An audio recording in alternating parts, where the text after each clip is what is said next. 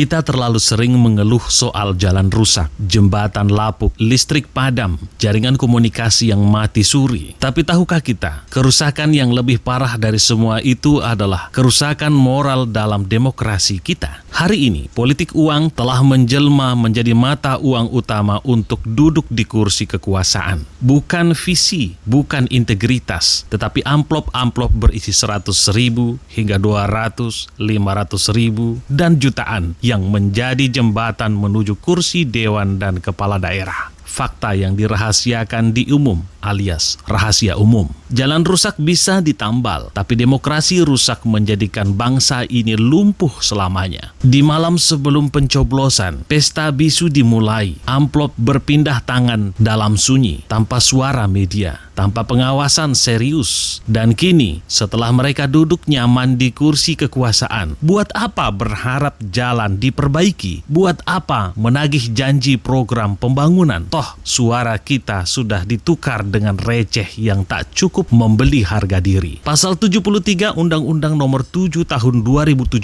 tentang pemilu menyebutkan, setiap orang yang dengan sengaja menjanjikan atau memberikan uang atau materi lainnya untuk mempengaruhi pemilih dapat dikenakan sanksi pidana. Tapi hukum di negeri ini tumpul ke atas. Janji manis usang, seremonial penuh pencitraan, sementara rakyat dibiarkan terjebak dalam lumpur jalanan, dalam debu tambang, dan dalam gelapnya listrik yang tak sampai ke desa. Lalu, apa kabar alam kita? Tanah digali, bukan diratakan. Sungai dikotori. Atas nama investasi, rakyat dipinggirkan. Tanah disertifikat pun digusur. Suara tangis ibu-ibu kehilangan ladang. Anak-anak batuk karena debu tambang. Semua itu tenggelam dalam suara mesin berat dan deru eksavator yang beroperasi tanpa hati. Dalam Al-Quran, surah Al-A'raf 56 dikatakan, dan janganlah kamu membuat kerusakan di muka bumi setelah Allah memperbaikinya, dan berdoalah kepadanya dengan rasa takut dan harapan. Dalam hadis yang diriwayatkan oleh Ahmad, sesungguhnya dunia itu hijau dan manis, dan sesungguhnya Allah menjadikan kamu khalifah di dalamnya. Maka perhatikanlah bagaimana kamu berbuat. Mari kita jujur, pajak rakyat dari bumi, bangunan, dan tempat usaha kecil lebih berkontribusi ke daerah dibandingkan tambang yang justru meninggalkan luka besar. Ironisnya, saat pusat mengatur izin dan daerah menanggung dampak, tak ada satu suara bulat dari para elit untuk berkata, cukup, hentikan perusakan ini. Di mana mahasiswa yang katanya agen perubahan? Di mana ormas yang katanya pembela rakyat? Di mana media yang katanya pilar keempat demokrasi? Apakah idealisme kita telah tertimbun bersama debu tambang? Atau sudah tak mampu bersuara karena takut dicap makar, takut tak dapat proyek, takut kehilangan iklan? Kini muncul lagi kisah sedih dari kebun dan ladang. HGU menjadi senjata korporasi,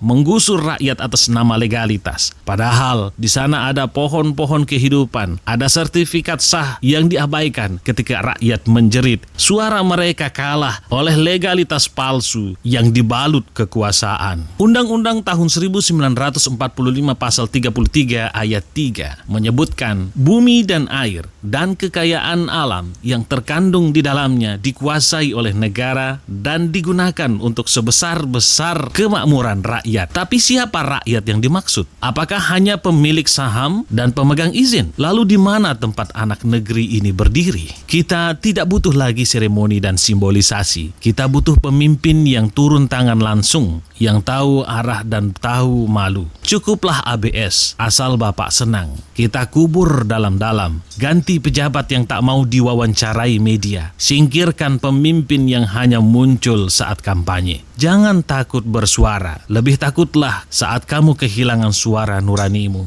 Mari kita serukan. Tutup tambang-tambang yang tak memberi keadilan. Tertibkan dan evaluasi total HGU yang merampas hak rakyat. Bangkitkan lagi semangat mahasiswa, media, dan rakyat bersatu. Lawan korupsi, lawan birokrasi yang hanya bermain pencitraan. Dalam Al-Quran, surat An-Nisa ayat 56, Allah berfirman, sesungguhnya Allah menyuruh kamu untuk menyampaikan amanah kepada yang berhak menerimanya dan menyuruh kamu apabila menetapkan hukum di antara manusia supaya kamu menetapkan dengan adil. Perang sesungguhnya bukan di Gaza, bukan di Kamboja, tapi di sini, di hati nurani kita. Perang melawan kejahatan berjubah legalitas. Perang melawan kerakusan yang berlindung di balik undang-undang. Perang melawan kebungkaman yang dibuat sistematis. Wahai rakyat, wahai aktivis, wahai pemimpin sejati, sadarlah, jangan biarkan tanah airmu dibeli, dijual, dan diludahi oleh mereka yang hanya mengaku cinta negeri. Jangan kau bikin kiamat di negerimu dengan membiarkan kezaliman tumbuh diam-diam. Salam akal sehat, salam hati nurani, salam dari rakyat yang masih percaya perubahan itu ada.